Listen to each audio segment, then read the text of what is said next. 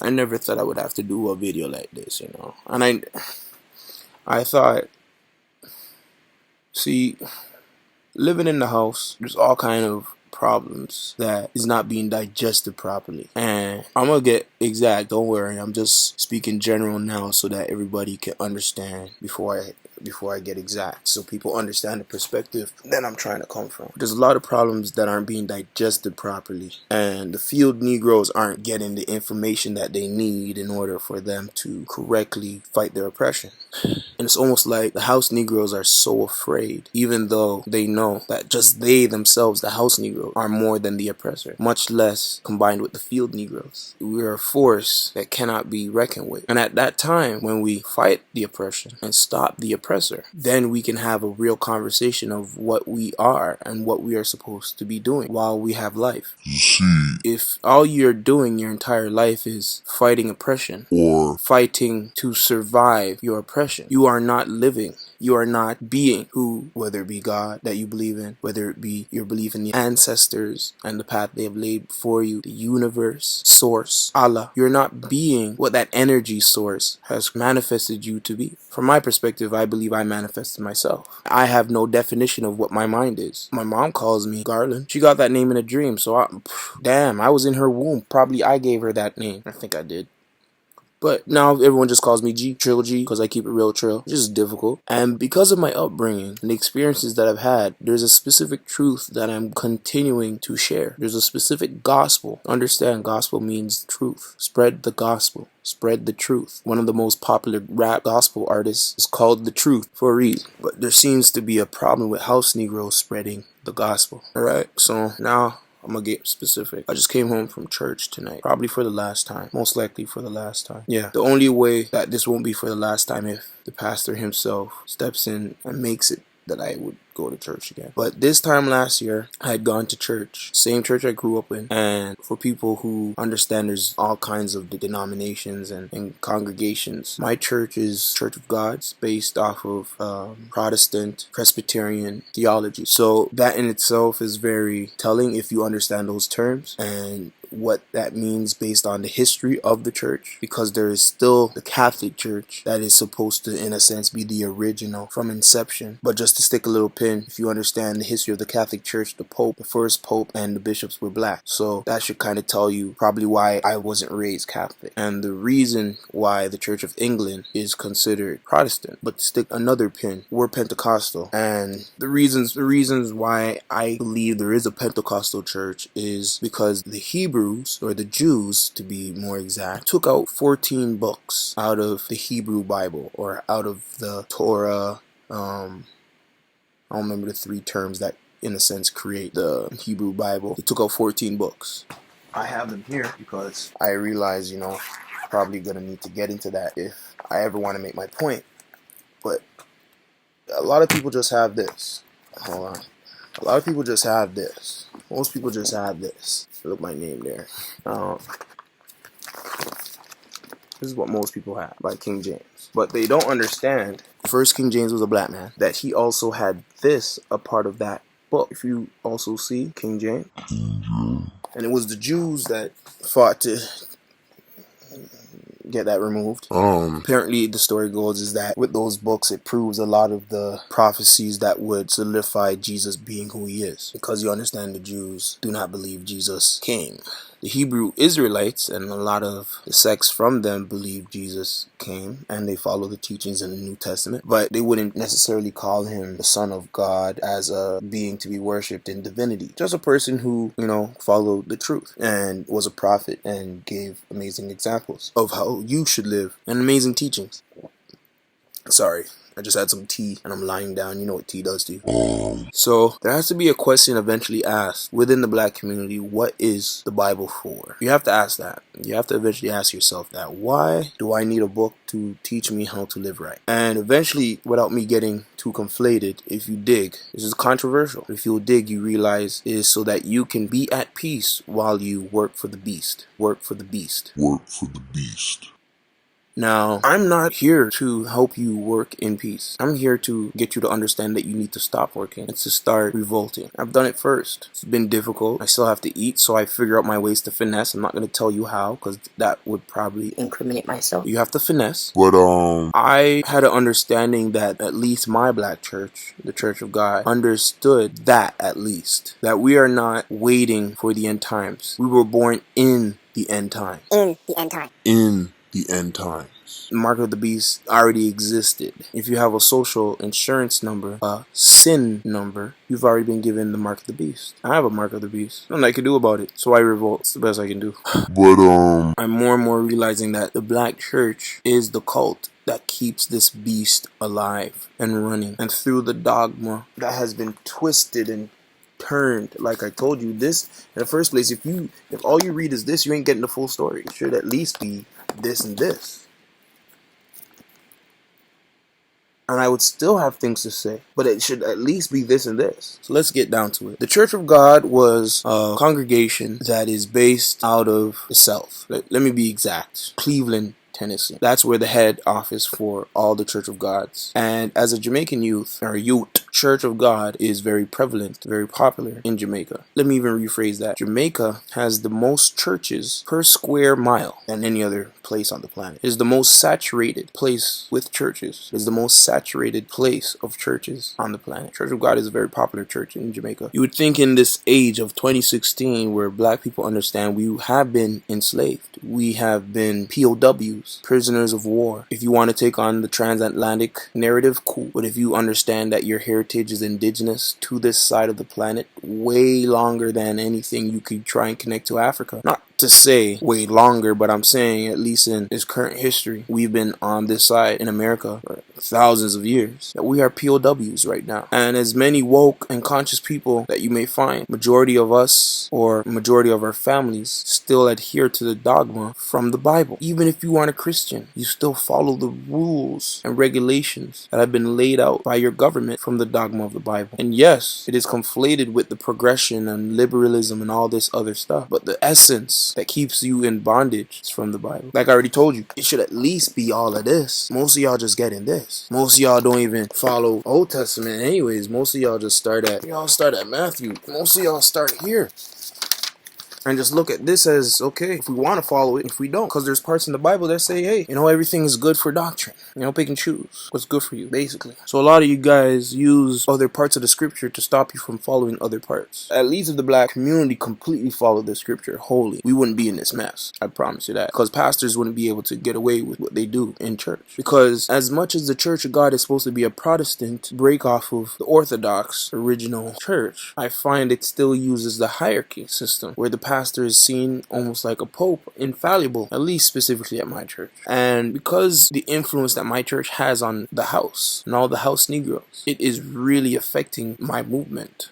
Literally, whether I'm in or out of church, it is affecting my movement. I don't expect the white brothers and the secular system to help me, but I expect my black people to rise up and help me. So let's get specific. Like I said, this time last year, I was at church and I hadn't been attending as often as I did when I was younger or even a few years ago because I've been focusing on my career. But in that time, I realized, I need to reconnect with my home, with my people. And I have been attending services here and there throughout that year. But I went to members meeting because I'm a member. And prior to the meeting, I went to speak with the pastor about some personal things to do with his family, in a sense, and how I became almost like an adopted member of his family at that point based on my living arrangements at that time. He didn't want to hear it. That's his prerogative. But I went there for a members meeting. So I left his office, or I was shooed out of his office, to be honest, and I went inside the sanctuary to wait for members meeting. He halted members meeting and asked for me to leave. Not directly, but indirectly by saying, there's someone here and they need to leave.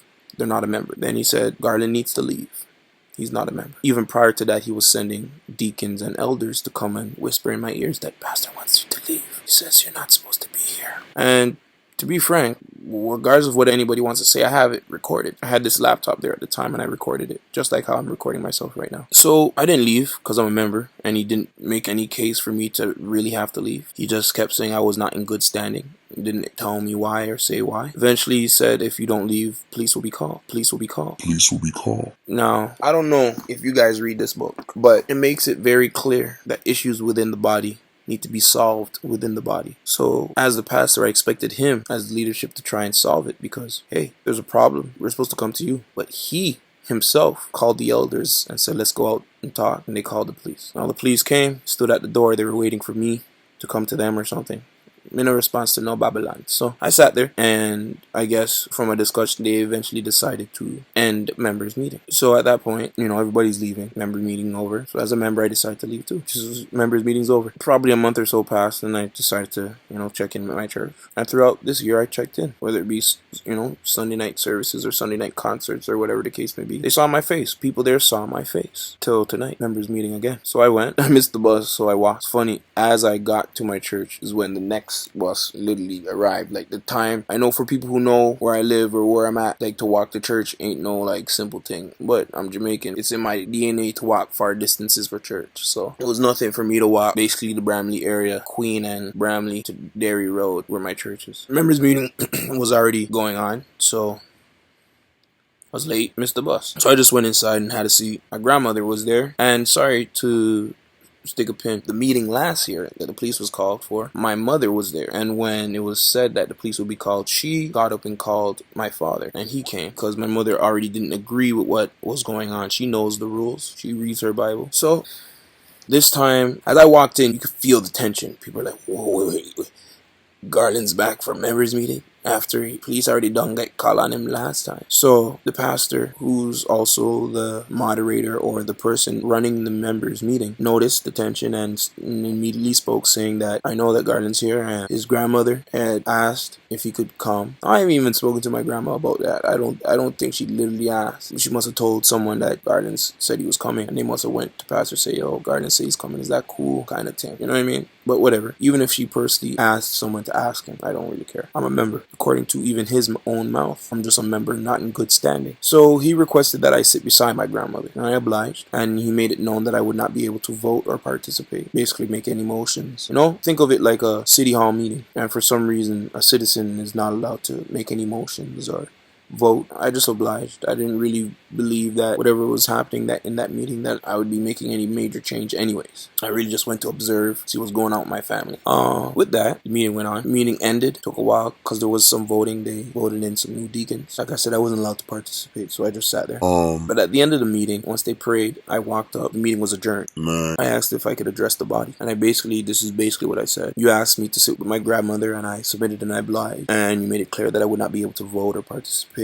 And I obliged. But please explain to me, because you say that I am still a member, just not a member in good standings. So can you explain to me why I'm not a member in good standings? He had the mic. I just spoke out. He had the mic, and he began to explain. That's a great question, and I'll answer it. Basically, went on for a bit in terms of using all kind of terminology, but basically what he's saying is that I had not submitted myself to my spiritual leaders and my attendants. He didn't say it that clear, but that's basically the gist of what he was saying. I should have recorded it. I didn't, because I kind of knew that he wasn't really going to give me a straight answer anyways, and that a resolution between myself and him was not going to be found, but at least a conclusion needed to be had. And the conclusion is the church is being run like a Orthodox Catholic system. Let's stick a pin there, because I can prove this. Like I said, they had voting that night, and there was people already nominated to be elected as the deacons. And the deacons are the board of individuals who help the pastor with, in a sense, non-spiritual things that the pastor is normally responsible for doing. So, you're sick, but the pastor, there's 1,000 people at the church, so if you're sick, you don't expect the pastor to come and check you. There's so much people and so much things he has to do, so probably one of the deacons will come and check you, right? You come into church, you're a leader, and you need to, come to church to run a meeting for your ministry group. Don't expect the pastor to literally come and open the church doors, because he's busy, so one of the deacons will come and open the door for you instead. So like I said, non-spiritual things, even though we're using the term spiritual in incorrect fashion, but for the sake of this church conversation, I'm going to use the words that they use based on how that congregation or how the body would understand it, not based on how English is used and the history or the etymology of English words. Let's get back to this. The deacon board was vetted by the pastor, or the nominees were vetted by the pastor, not by a standard of rules that is transparent and open to everybody to understand straightforward why you can or can't be nominated. Not be elected, nominated. Being elected is pretty straightforward. You got to be able to do what deacons do. And there's a piece of paper that basically explains, under his definition, what deacons should or shouldn't be doing. Attending services and all the things, and being supportive of the church, and all that great stuff. Now I'm actually understanding why they didn't want me in that meeting, because, this is a private meeting, and I'm here making this video, but it's because it's giving conclusion to the reality of what black churches are and aren't doing for the community, especially this church being very strategically placed in the GTA and the community that it should be servicing, and what's actually happening in these communities instead. Oh, wait, my back. I'm not gonna say that, that walk wasn't tiring, but it's a light walk. I've done way longer walks, so my back's kind of But I didn't have to walk back. I didn't take the bus back either. Basically, the pastor didn't answer me when I asked him, what was I doing? What specifically have I done that has caused me to not be in good standing with the body? Even the body, they themselves, was waiting for the answer, meaning that this is clearly something personal. Or when he speaks of spiritually submitting, he must be talking about submitting to him. But this is not a hierarchy system. I serve my church, serve my people, serve God, not the pastor. If anything, the pastor is the servant to serve me and the body, the rest of the church specifically. So, he just continued to grandstand off of the fact that I took an oath when I was baptized, took membership, and all these things. It has nothing to do with answering exactly what did I do to no longer be in good standing with the church. And he continued to deflect to say that, you know what, we're going to end this conversation. People here, but I said, no one needs to stay. He's like, exactly. And I'm going to go myself as well. So he just basically left me hanging. I just said, well, you know what, I guess I'll take the time and write a letter to actually end my membership. I don't want to be listed as a member if you're going to continually say to the body that I'm a member not in good standing. And he openly said it last year on a Sunday morning to the entire church, visitors, random people. I wasn't even there to defend myself. It was my mother who was there and heard this, and a couple of them stood up and said Garland didn't do anything, but he continued to slander my name to the entire body, so that when I'm approaching brothers and sisters asking them for help, because my life has kind of not been easy over the last few years, I'd reach out to my brethren for help. They just look at me as the heathen, the prodigal son who deserves to be eating with the pigs. So I prefer just not be associated, prefer just cut myself from that, even though I built that church. I will say that today. I will say that boldly today. Not just spiritually, not just financially, but with my hands, blood, sweat, and tears. Literally, when we're having building funds and we're changing the arrangement of that place, I was there pulling down bricks and pulling up carpet. I built that church. There was no other young person there like me, no one else my age, put in no work. Come in every day after school. I was basically a 7-day churchgoer at that place. And I'll give it away. But I don't care. It wasn't about that. It wasn't about claiming anything. But it's just sad to know that that place has become a cult. A cult. It didn't start that way. I will tell you, it did not start that way. It was a place of nourishment for the black people to find economic growth and to be able to build amongst themselves. But I believe the pastor is so hell-bent on holding a certain essence for himself and reaching an integrated audience that does not exist to fill those pews that he's forgetting the whole reason. Now, I knew this video was going to be long, so I'd even say, this video is going to be short or anything like that. I knew it was going to be long. No. To give some history on this pastor, he used to be the overseer. And let's go back into the history of Church of God and just churches in general and the role of the overseer. No. The story goes, when the slaves, if you follow at least the transatlantic story of slavery, and the slaves were brought over here on ships, it was difficult for them to get them to just start slaving. So they eventually indoctrinated them with Christianity and gave them a story that you are cursed. Certain scriptures kind of, taken out of context, got the black people to understand that, okay, I was cursed. But let's think about that for a second. I had a culture in Africa, whatever nation I came from, and you're going to tell me, after being raised with that culture, you, a white man, is going to tell me something different? No. My parents were killed. Mother was raped. And as an offspring of that destruction, I had no history anymore. So you were able to indoctrinate me to believe something that is a lie. So the lie still wouldn't be easily accepted from a white face. So instead, they would have somebody of my own complexion read from this book. and to make sure that black-faced individual was reading the correct scriptures and with the correct context, they would have an overseer stand there and watch and make sure that the information was being disseminated properly according to the slave master's will. Fast forward now, the Church of God, the current pastor was the first black overseer of this house that I live in. Let that sink in. The current pastor of my church was the first black interceder of the slave master. All the previous ones were white. He was the first black one, and he's celebrated as the first black one. And after he served, he was placed in my church. I have more history in that church than he does. That's why I said I literally built that church, because I was building it before he got there. I think I did a pretty good job of not getting personal with this, just explaining facts, because I could have got very personal. Yeah, I think I'm doing a pretty good job. So I believe even he himself needs to be awoken to the role that he is playing, that he himself has been indoctrinated to believe something that is not true about his own people. And as I sat in that meeting and I saw the amount of revenue that church created for the year, or at least from January to September, as they were saying, the last quarter has not been calculated. It's not done yet, right? So yeah, I truly understood the progress that us as black people, at least in this house that we live in, we're just not making it because these churches are so blinded to their real roles. The Sikh community comes out here, the Hindu community comes out here, and they just get things going with the income that they make. And I would have no problem if he wanted to be the black pope. The issue is, even with all the progressive and apostolic changes and all this stuff, they still send their tithes to the south, to Cleveland, Tennessee. They still send their tithes of tithes, 10% of the money that's given from the 10% of people's income that they work hard to make, to Tennessee, to the white man. Because if you go to Tennessee right now, it's not no black, nothing.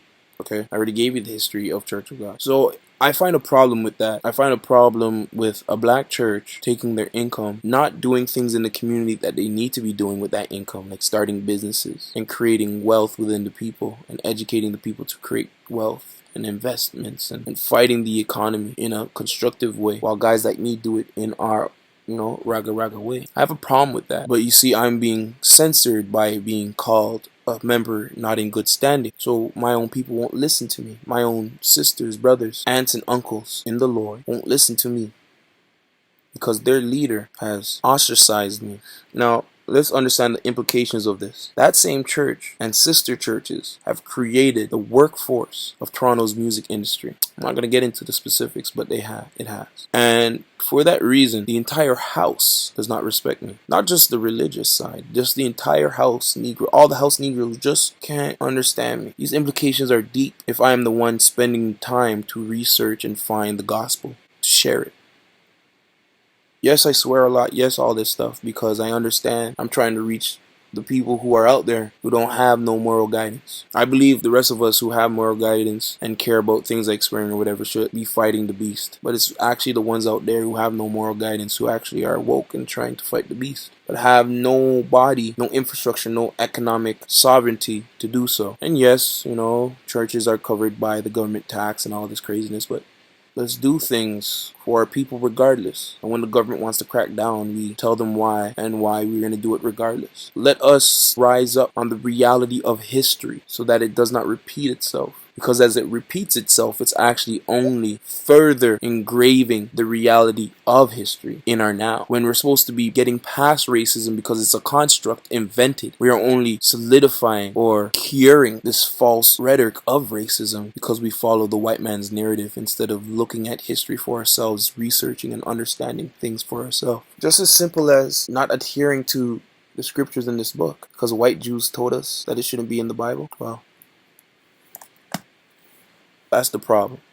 I give you my personal experience so that you can understand based on the general issues that are going on within the black community and the general issues that are going on within the house. I really don't expect field Negroes to understand. But if you're a house Negro, you get this. And it's time for you to wake up. It's only us, just like in that J. Cole video, who can give the guns to the field Negroes, the Nat Turner story, for them to rise up. It's only us. We're the ones sleeping with the beast. We know the beast's weakness. We can cause this change to happen like that if we wake up. There will be tears. There should not be fear. Like I said, there will be tears. But there should not be fear. So you're done. It's your boy, TriLLLG. I'm good. How you been? All right, all right. After the meeting, after the members meeting, did you get to talk to Pastor then? No, that I went home. So you never set up anything, meeting with you or anything? No, he didn't reach out. I don't think he's interested in reaching out. Okay. Maybe you should try to talk to some other elders. Like, I'm one elder, yes, but there's another elder too. Well, I'm not sure what I need to speak to them about. Because I only had one clear question. What have I done to be considered a member not in good standing? And nobody else was really making that declaration except for Pastor. So if he has that answer, he should let it be known. If he doesn't have that answer, then he needs to stop saying that. But it's past that point because I brought it in front of basically the body, and nobody had anything to say about it. So I just leave it alone. Yeah, but it seems like there's something there that you would like to express, and something there that he don't want to say too. So I don't know if a big meeting, if a smaller meeting would do a better thing. Yeah, but he's the one saying these things publicly. I've not a lot of people know, but before the first meeting that we had last year, I was in a meeting with him, just me and him in his office, and he had a chance to say anything specific that he wanted to say to me. Instead, he shooed me out of his office. So, if he really wanted to speak to me, just like how you were able to get in touch with my grandmother and get in touch with me, he could do the same. If he was really trying to shepherd and say, that's a lost sheep, I want to get back that lost sheep, if that's his perspective, he could. I've been in Brampton all these years. I haven't left and gone anywhere else. I've been in the area. Even when I was not in Brampton, I was in Caledon at his son's place. So it's not like I've been out of touch. I'm just not fighting it anymore that way. I'm not going to fight for his attention or anything like that. I've already gone multiple times to church. I think the previous Sunday that I was there before that meeting, he gave me a hug and said he always loved me. So I don't understand why you would do that and then still have the same perspective that I'm not in good standing. I don't know where it's coming from, and nobody can say so. No one can say this is what you did. Like I made the example, if I got somebody pregnant out of wedlock, then people would say that is exactly what you did, and that's why you're no longer in good standing. But nobody's saying anything specific like that. So that's where I'm having the problem. And until somebody can bring that up, it shouldn't be something that pastor chooses. It should be something that the body chooses, and specifically yourself as an elder, you should be able to know as well for yourself to be like, this is the reason, because you're an elder of the body. Do you know? No, I don't know what it is. All right. Well, like I said, I'm not gonna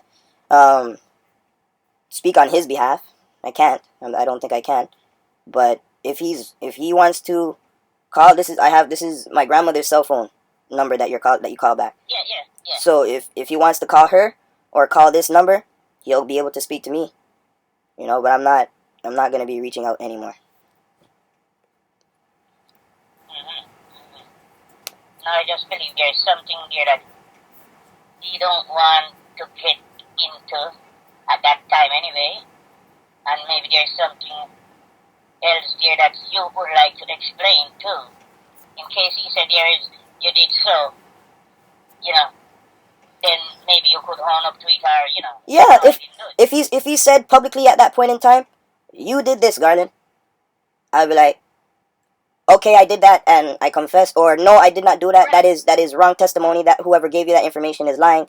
But neither of the above has happened, and it's been over a year of this dragging along, of my name being dragged through the mud, and I'm tired of it. So Yeah, right now we want to know what you did wrong and give you a chance to if you agree with it, give you a chance to confess. Basically. If you didn't do anything wrong, then we got to find out where it came from that you get the bad news then. Basically. But like I said, for me, I'm past it. I see the church body as my family. Nothing's really gonna change that. But just because I'm in contention with the leader, I've never been the type to try and cause confusion on purpose. That's never been my motive. I've always been the type, when people say, Garden, you're doing this, I always try my best to help the situation and not do whatever it is that that is offending people. So if there is something specific, he can call me directly. He has a cell phone, or he lives in Brampton as well. He can come visit. The church is not far from my grandma's house. You know, like it's nothing for the situation to be resolved. And like I said, prior to me being here at my grandma's right now, I was at his son's. So, and I was there, living there, almost 3 years. Right? So it's nothing for him to have ever come and say, this is what I need you to do, or anything. He could have been proactive about anything that he wanted me to do. If he felt like he kept saying that night that I don't submit to my spiritual leaders. I don't know exactly what that means, but if he's talking about me submitting specifically to him, he hasn't given me any specific instruction. Right? I remember when people were bothersome about my hair, but now everybody's hair is long. Right? Even his own kids have long hair. So if it was a problem about hair, then it should be across the board for everybody, right? I don't think that's the problem. So that's why I'm not trying to dig into it. I'm not really trying to figure out anything personal, what it may be, or I'm just leaving it alone. And if he wants to, make contact, I'm open for it. I'm here. I appreciate the call. I appreciate you reaching out. At least it shows that people care. But yeah, because there's things you need to trash out and to rectify anyway. That you can start over or continue. Yeah, whatever the situation is. I agree. Yeah. Well, you know what? I'm still thinking about it, and I'm gonna maybe talk to somebody else, and then I'll get back to you anyway. All right. Well, you have the number here. You can call me anytime. Yeah, man. All right. You have a blessed day. Peace. Take care. All right. Bye. Yeah.